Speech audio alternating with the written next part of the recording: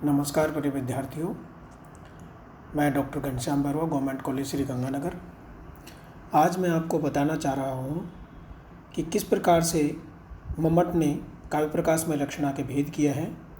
पूर्व में मेरे द्वारा आपको बताया गया था कि लक्षणा का मम्मट ने कोई विशेष भेद नहीं करते हुए उन्होंने कहा कि शुद्धा एवं साधुधा, वह जो शुद्धा है वो दो प्रकार की होती है। पूर्व की कारिका में फिर से दोहरा देता हूँ। स्वसिद्धये पराक्षेप है परार्थम स्वम समर्पणम उपादानम लक्षणम चैत्युक्ता शुद्धेव साधुधा। अर्थात अपनी सिद्धि के लिए दूसरे के अर्थ का आक्षेप करना और दूसरे की सिद्धि के लिए अपने अर्थ का समर्पण करना, ये क्रमशः उपादान लक्षणा और लक्षण लक्षणा थी जो कि शुद्धा के भेद है। परंतु मम्मट ने यहाँ पर ये नहीं बताया था कि लक्षणा का कौन सा भेद का शुद्धा है या शुद्धा एक भेद है। इसके विषय में देखिए, आगे अपन पढ़ेंगे तो ठीक से समझ पाएंगे। सारोपान्या तो यत्रोक्तो विषयी विषय तथा, एक सारोपा नाम की लक्षणा होती है।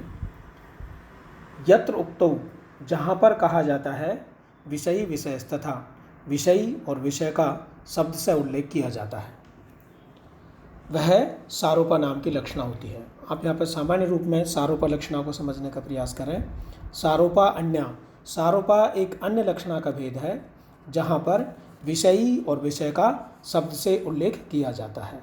नीचे वृत्ति देखिए, आरोप्यमाण है आरोप विषयश्च, आरोप्यमाण है आरोप विषयश्च, आरोप्यमाण आरोप विषयश्च यत्र अपनुते वेदों, जहाँ पर विषय और विषयी का भेद छुपाया जाए, भेद प्रकट ना किया जाए, अर्थात विषयी और विषय में अभेद की स्थिति हो। सामानाधिकरणेन निर्दिश्यते, और दोनों समानाधिकरण से निर्दिष्ट किए जाए, विषय भी और विषय भी। सा लक्षणा सारूपा, वहाँ पर सारूपा नाम की लक्षणा होती है। इसका उदाहरण मैं आपको आगे स्पष्ट करूँगा जब भेद स्पष्ट हो जाएगा कि स्वयं सारूपा किसका भेद है। दूसरा देखिए, विषयन्तः कृतेस्मिन् सा स्यात् साध्यवसानिका, जब विषय में विषयी का निगरण कर लिया जाए, जब विषय में विषयी का निगरण कर लिया जाए तो वहाँ पर साध्यवसानिका होती है। साध्यवसाना जिसे कहते हैं। तो यहाँ पर दो भेद और मम्मट ने लक्षणा के प्रस्तुत किए, लेकिन ये अभी तक स्पष्ट नहीं किया कि ये दोनों भेद सारोपा और साध्यवसाना किसके हैं। इनकी परिभाषा, इनके लक्षण जरूर दे दिए तो आप समझने की कोशिश करें। दोनों में थोड़ा सा अंतर है और सामान्य सी बात है। जहाँ पर विषयी और विषय का शब्द से उल्लेख किया जाए वहाँ सारोपा होगी, और जहाँ पर विषयी में विषय का निगरण कर लिया जाए, छुपा लिया जाए, विषयी के द्वारा विषय को छुपा लिया जाए, वहाँ पर साध्यवसानिका होगी। नीचे देखिए वृत्ति, विषयिणा आरोप्यमाणान्यतः कृते निगीर्णे, विषयी के द्वारा जब आरोप्यमान विषय का निगरण कर लिया जाए, अन्यस्मिन् आरोप विषये सति साध्यवसाना स्यात्, तो वहाँ पर साध्यवसाना होती है। अब इस आरोपा किसका भेद है और साध्यवसाना किसका भेद है, इसको जानने के लिए देखिए आगे सूत्र नंबर 16 पढ़ेंगे। भेदा विभौ च सादृश्यात् संबंधांतरस्तथा गौणौ शुद्धौ च विज्ञेयौ। अब देखिए एक नई बात यहाँ पर आई है। भेदौ इमौ, ये जो दो भेद दिए गए हैं सारोपा और साध्यवसाना, सादृश्यात् यानी सादृश्य संबंध के आधार पर, और संबंध अंतरतः और एक दूसरे किसी संबंध के आधार पर। गौणों, जब सादृश्य संबंध के आधार पर सारोपा और साध्यवसाना होगी तो वहाँ गौणी होगी, और जब अन्य किसी संबंध के आधार पर अर्थात जन्य जनक भाव संबंध के आधार पर जब सारोपा साध्यवसाना होगी तो वहाँ पर शुद्धा होगी। अब देखिए कुछ यहाँ पर इन्होंने बात को स्पष्ट करने का प्रयास किया है कि ये कौन सा किसका भेद है। अब ये बताया है कि हमने पहले पढ़ लिया था शुद्धा एवं साधुधा, वह शुद्धा दो प्रकार की होती है। वह शुद्धा दो प्रकार की कौन सी थी? पहली थी उपादान लक्षणा और दूसरी थी लक्षण लक्षणा। लेकिन अब यहाँ पर एक शुद्धा की बात फिर से आ गई। शुद्धा की बात ये आई कि भेदौ इमौ, जो ऊपर ये दो भेद दिए गए हैं सारूपा और साध्यवसाना, ये सादृश्य संबंध के आधार पर जब होंगे तो वहाँ पर गौणी होगी, और जब संबंधांतरस तथा, और जब दूसरे किसी संबंध के आधार पर होंगे तो वहाँ पर शुद्धा होगी। यानी कि शुद्धा के दो भेद हम पहले पढ़ चुके हैं, उपादान लक्षण और लक्षण लक्षणा, और अब यहाँ पर हमको शुद्धा के पुनः दो भेद और मिल गए, शुद्धा सारूपा और शुद्धा साध्यवसाना। तो जो मम्मट ने कहा शुद्धा एवं साध्विधा, वह शुद्धा दो प्रकार की होती है, इस कारिका से अब स्पष्ट होता है, इस सूत्र से अब स्पष्ट हो रहा है 16 नंबर के सूत्र से, कि वह शुद्धा दो प्रकार की और होती है। अब हम समझ जाएंगे कि जिस शुद्धा की मम्मट ने दो प्रकार की बात कही थी, अब यहाँ पर वो शुद्धा दो और मिला करके 4 प्रकार की हो गई। देखिए, इमवारूपाद्यवसान रूपौ सादृश्य हेतु भेदौ गौरवाहिक इत्यत्र गौरयम इत्यत्र च। अब ये जो उदाहरण दिया है, ये उदाहरण है गौणी का। ठीक है, अब हम वापस से इनके उदाहरण समझने की कोशिश करेंगे। देखिए, सारूपा में क्या था कि विषयी और विषय का शब्द से उल्लेख होगा, और साध्यवसाना में क्या था, विषयी के द्वारा विषय का निगरण कर लिया जाएगा, यानी केवल विषयी दिखाई देगा, विषय दिखाई नहीं देगा। अब यदि हम जन्य जनक भाव संबंध के आधार पर शुद्धा के जो दो भेद किए थे सारूपा और साध्यवसाना, उनमें जन्य जनक भाव संबंध के आधार पर देखेंगे हम। पहला उदाहरण बनता है आयुर्घृतम, आयु ही घी है। ये जन्य जनक भाव संबंध के आधार पर सारूपा के उदाहरण हो गया। अब साध्यवसाना में क्या होगा, आयु तो है विषयी और घृतम है घी, घृतम है विषय, घी विषय है। तो यहाँ पर विषयी के द्वारा विषय का निगरण कर लिया जाएगा, अर्थात विषयी तो दिखाई देगा परंतु विषय दिखाई नहीं देगा उदाहरण में। तो देखिए साध्यवसाना क्या होगा, आयु रे वेदम, आयु ही यह है अर्थात घी है, आयु ही यह है, घी ही आयु है, यही आयु है। यही कौन इदम किसके लिए आया है यहाँ पर, घृतम के लिए। तो घृतम जो शब्द था विषय, उसका निगरण करके साध्यवसाना में केवल विषय का उल्लेख किया है और विषय का निगरण कर लिया गया है। तो जो शुद्धा के सारूपा और साध्यवसाना भेद थे, वही गौणी के भी सारूपा और साध्यवसाना भेद होंगे। लेकिन अंतर इतना सा है, जब गौणी के सारूपा और साध्यवसाना होंगे तो वहाँ पर सादृश्य भाव संबंध होगा। इसको समझने का कोशिश करें कि गौणी की जब सारूपा साध्यवसाना होगी तो सारूपा तो वही है, एक सामान्य परिभाषा कि विषयी और विषय का शब्द से उल्लेख होगा, और साध्यवसाना की सामान्य परिभाषा है कि विषयी के द्वारा विषय का निगरण कर लिया जाएगा, अर्थात विषयी तो उदाहरण में दिखेगा लेकिन विषय नहीं दिखेगा। परंतु सारूपा और साध्यवसाना गौणी की भी होगी और सारूपा और साध्यवसाना शुद्धा की भी होगी। तो शुद्धा की जब सारूपा और साध्यवसाना होगी तो हमको ये ध्यान रखने वाली बात है कि वहाँ पर विषयी और विषय में जन्य जनक भाव संबंध होगा, और जब गौणी की सारूपा और साध्यवसाना होगी तो विषयी और विषय में सादृश्य रूप संबंध होगा। अब देखिए यहाँ पर इस सादृश्य रूप संबंध का उदाहरण देखेंगे। गौड़ी की सारूपा गौरवाहिक, गाय जो है वही वाहिक है। वाहिक एक प्रदेश का नाम है जो पंजाब में है। गौरवाहिक है यानी गाय ही वाहिक है।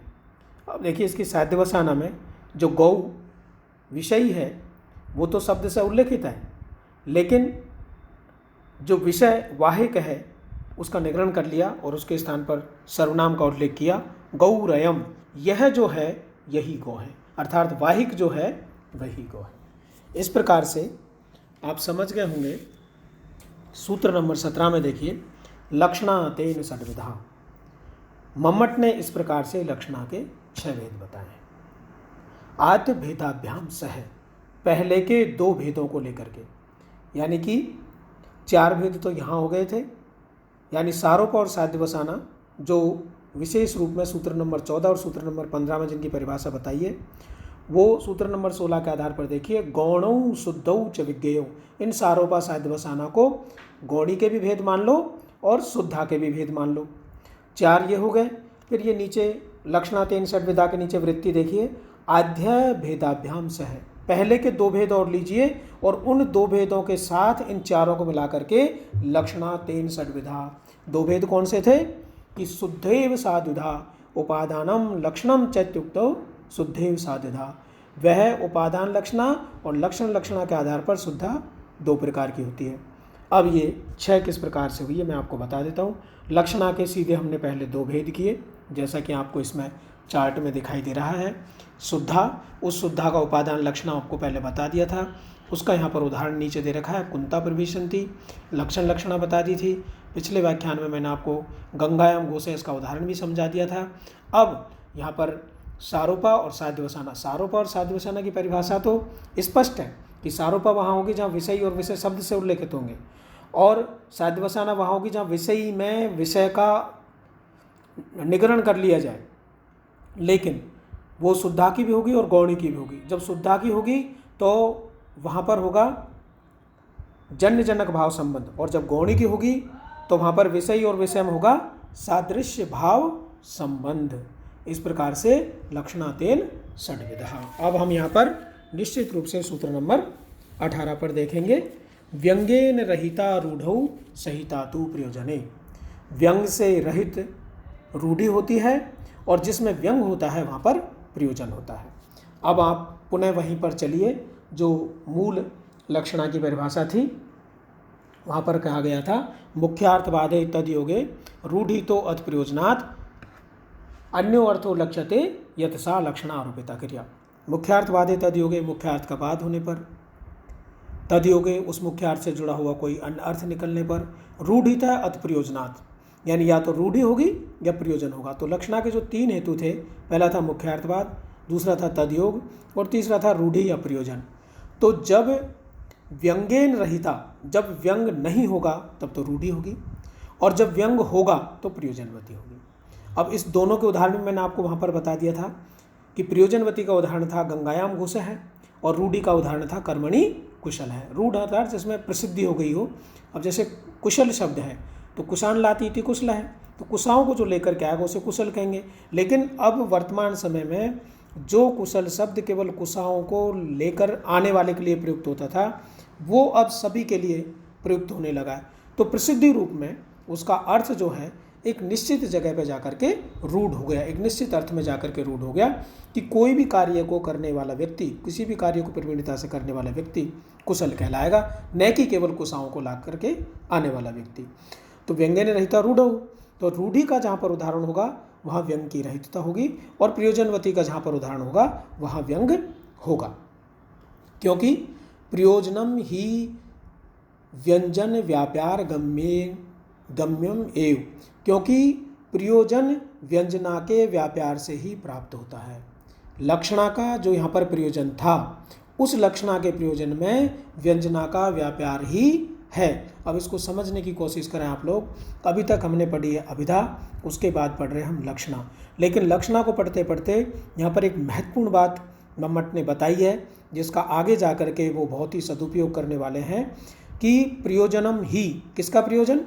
जो लक्षणा का तृतीय हेतु है, उस प्रयोजन को सिद्ध करने के लिए व्यंजन व्यापार गम्यम एव, व्यंजना का व्यापार ही इस प्रयोजन को बताने में समर्थ है, सार्थक है, सफल है। अन्य कोई व्यापार, अन्य कोई शब्द शक्ति का व्यापार लक्षणा के प्रयोजन को बताने में समर्थ नहीं है। ये बात स्पष्ट हो गई। अब देखिए हम इसको यहाँ पर समझने की कोशिश करेंगे कि मम्मट ने पुनः 2 भेद यहाँ पर किए लक्षणा के, कि वह लक्षणा रूढ़ी लक्षणा होगी और प्रयोजनवती लक्षणा होगी। अब आगे देखिए, बस यहाँ पे इतना ही समझ लीजिए आप। तच्च गूढ़म अगूढ़म वा, और वहाँ पर वो जो जिनको कहा गया है कि रूढ़ी और प्रयोजनवती, तो प्रयोजनवती में व्यंग होता है और रूढ़ी में व्यंग नहीं होता। तो तच्च गूढ़म अगूढ़म वा, तो जहाँ पर प्रयोजन होगा वह प्रयोजन कभी तो गूढ़ में होगा और कभी अगूढ़ में होगा, यानी कभी तो स्पष्ट दिखाई दे रहा होगा और कभी स्पष्ट दिखाई नहीं दे रहा होगा। तत् च इति व्यंगम, तत् यहाँ पर जो सूत्र में सर्वनाम आया है वो व्यंग के लिए आया। तच्च वह व्यंग, गूढ़म अगूढ़म वा, कभी गूढ़ अर्थात छिपे रूप में होगा पूर्ण रूप से, और कभी अगूढ़म, कभी स्पष्ट रूप से दिखाई देने वाला होगा।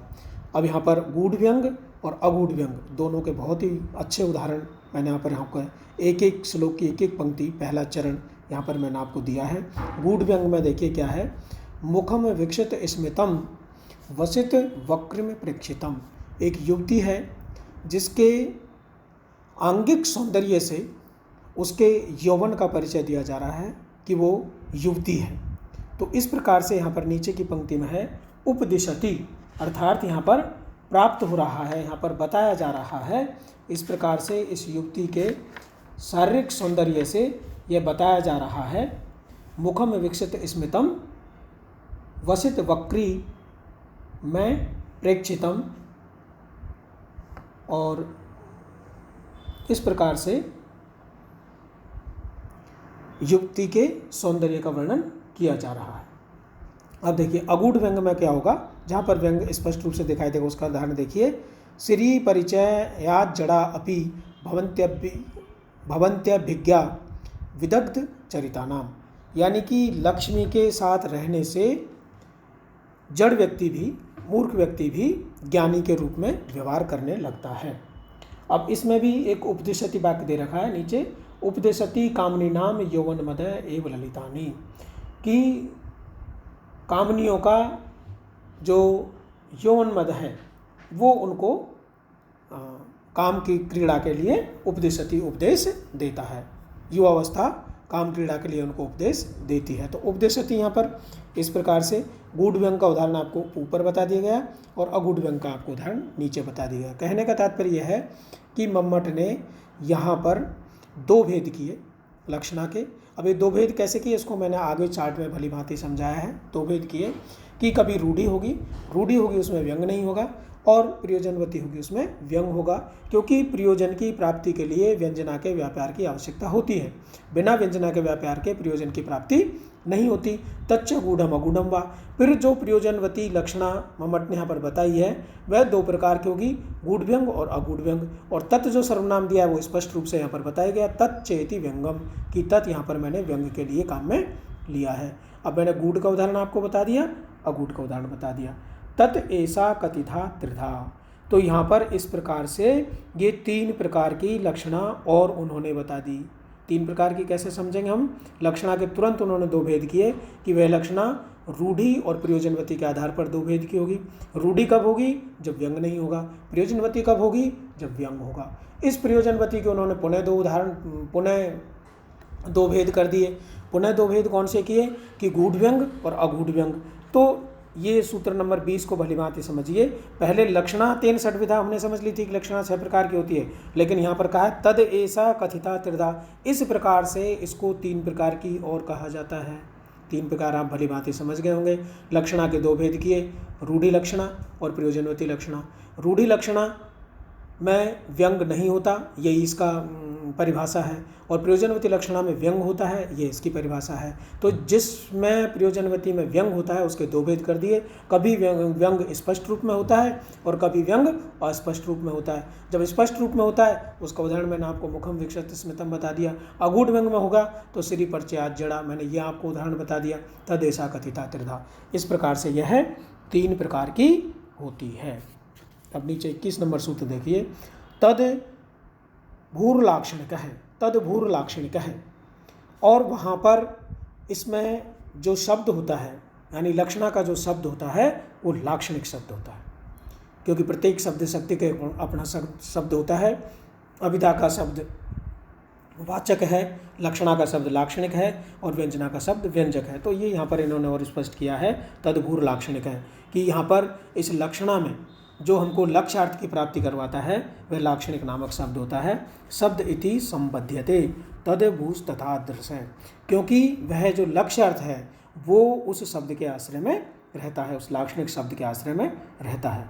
लेकिन फिर मम्मट ने एक महत्वपूर्ण बात यहाँ पर सूत्र नंबर 12 में बताई है, जो बिल्कुल ही यहाँ पर व्यंजना की स्थापना से संबंधित है। उन्होंने कहा तत्र व्यापारो व्यंजनात्मक है, लेकिन लाक्षणिक शब्द से लक्ष्य की प्राप्ति होने के लिए और लाक्षणिक शब्द में लक्ष्यार्थ की प्राप्ति होने के लिए और उस लक्ष्यार्थ में भी जो प्रयोजनवती लक्षणा है उसकी प्राप्ति होने के लिए व्यापारो व्यंजनात्मक है। वहाँ पर व्यंजना शब्द शक्ति का व्यापार होता है। यद्यपि लक्षणा के प्रयोजन की प्राप्ति होती है, प्रयोजनवती लक्षणा की प्राप्ति होती है, लेकिन ऊपर फिर से मैं आपको बताना चाहूँगा प्रयोजन ही व्यंजना व्यापार गम्यमेव। प्रयोजन जो है लक्षणा का वो व्यंजना का व्यापार का विषय होता है।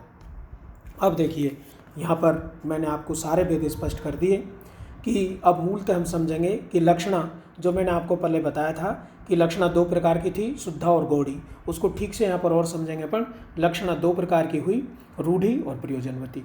रूढ़ी जो लक्षणा है उसको अव्यंग्या कहेंगे और प्रयोजनवती जो लक्षणा है उसको सव्यंग्या कहेंगे। चार्ट में मैंने नहीं लिखा, आप इसको नोट कर लीजिए। रूढ़ी अव्यंग्या और प्रयोजनवती सव्यंग्या। अब उस प्रयोजनवती लक्षणा के फिर शुद्धा और गौणी दो भेद किए थे। अब आप समझ गए ना, जो भेद मैंने पूर्व में आपको लक्षणा के प्रारंभ में ही दो भेद बताए थे कि लक्षणा दो प्रकार की होगी, शुद्धा और गौड़ी, उसको एक कदम और पीछे जा करके समझेंगे कि लक्षणा पुनः दो प्रकार की होगी, रूढ़ी और प्रयोजनवती। और प्रयोजनवती सव्यंग्या होने के कारण दो प्रकार की होगी, शुद्धा और गौणी। और उस शुद्धा के फिर पुनः चार भेद हो गए, उपादान लक्षणा, लक्षण लक्षणा, सारोपा, साध्यवसाना। और गौड़ी के पुनः दो भेद हो गए, सारोपा और साध्यवसाना। अब ये जो छह प्रकार की मैंने आपको पहले लक्षणा बताई थी लक्षणा 3 षड्विधा में, ये 6 प्रकार की लक्षणा थी। इन 6 प्रकार की लक्षणाओं को पुनः प्रत्येक को दो दो भाग में विभाजित कर दीजिए। यानी कि उपादान लक्षणा के दो भेद होंगे, गूढ़ व्यंग और अगूढ़ व्यंग। ऐसे ही लक्षण लक्षणा के दो भेद होंगे, गूढ़ व्यंग और अगूढ़ व्यंग। उसी प्रकार से सारोपा शुद्धा के दो भेद होंगे, गूढ़ व्यंग अगूढ़ व्यंग। उसी प्रकार से शुद्धा साध्यवसाना के दो भेद होंगे, गूढ़ व्यंग और अगूढ़ व्यंग। उसी प्रकार से गौणी सारोपा के दो भेद होंगे, गूढ़ व्यंग अगूढ़ व्यंग। उसी प्रकार से गौणी साध्यवसाना के दो भेद होंगे, गूढ़ व्यंग और अगूढ़ व्यंग। तो इस प्रकार से ये टोटल प्रयोजनवती के भेद हो गए 12। लेकिन एक भेद और बच गया और वो है रूढ़ी। और इस प्रकार से मिला करके लक्षणा के कुल भेद हो गए 13। यानी लक्षणा को हमने 3 भेदों में पढ़ा। एक बार कहा लक्षणा 3 षड्विधा, तब हमने सीधा लक्षणा के 2 भेद कर दिए थे, शुद्धा और गौणी। और शुद्धा और गौणी के मैंने आपको पीछे वाले पेपर में चार्ट बता रखा है। और उसके बाद उन्होंने कहा कि तद ऐसा कथिता त्रिधा, और फिर ये पुनः 3 प्रकार की कही जाती है। 3 प्रकार कैसे कही जाएगी कि रूढ़ी होगी जो अव्यंग्या होगी, प्रयोजनवती होगी जो सव्यंग्या होगी, और सव्यंग्या प्रयोजनवती के 2 भेद कर दिए, गूढ़ व्यंग और अगूढ़ व्यंग। तो ये पुनः 3 भेद हो गए। तो इस प्रकार से एक बार कहा कि उसके 6 भेद होते हैं, एक बार कहा कि उसके 3 भेद होते हैं। और जब रूढ़ी और प्रयोजनवती उन्होंने कहा और उन्होंने कहा कि ये गूढ़ व्यंग और अगूढ़ व्यंग में होगा, तो प्रयोजनवती के हम पहले 6 भेद पढ़ चुके हैं। तो 6 के 6 भेद पुनः गूढ़ व्यंग और अगूढ़ व्यंग के आधार पर 12 भेदों में विभाजित हो जाएंगे, और रूढ़ी स्वयं है ही। तो इस प्रकार से मम्मट ने लक्षणा के 13 भेद किए हैं। 6 पहले बता दिए, फिर 3 बता दिए, और 3 के आधार पर हमने 13 की सिद्धि कर ली। इस प्रकार से मैं समझता हूँ कि पहले व्याख्यान में मैंने आपको लक्षणा की संपूर्ण परिभाषा समझा दी थी। दूसरे व्याख्यान में मैंने आपको भली भांति लक्षणा के संपूर्ण भेद बता दिया है। ये मम्मट की जो लक्षणा है ये बहुत ही महत्वपूर्ण है परीक्षा की दृष्टि से, प्रतियोगिता की दृष्टि से। और इस प्रकार से हमने इसको पढ़ लिया है, समझ लिया है। और विश्वनाथ ने लक्षणा के 80 भेद बताए थे, जो मैंने आपको पूर्व की कक्षा में अर्थात एमए प्रीवियस में साहित्य दर्पण में आपको भली भांति समझा दिए थे। इनके 6 भेद हैं मूलतः, कई बार 6 ही पूछे जाते हैं, लेकिन अगर ये पंक्तियाँ भी पूछी जाती है तो हमको इस प्रकार से 13 भेद समझने पड़ेंगे। धन्यवाद।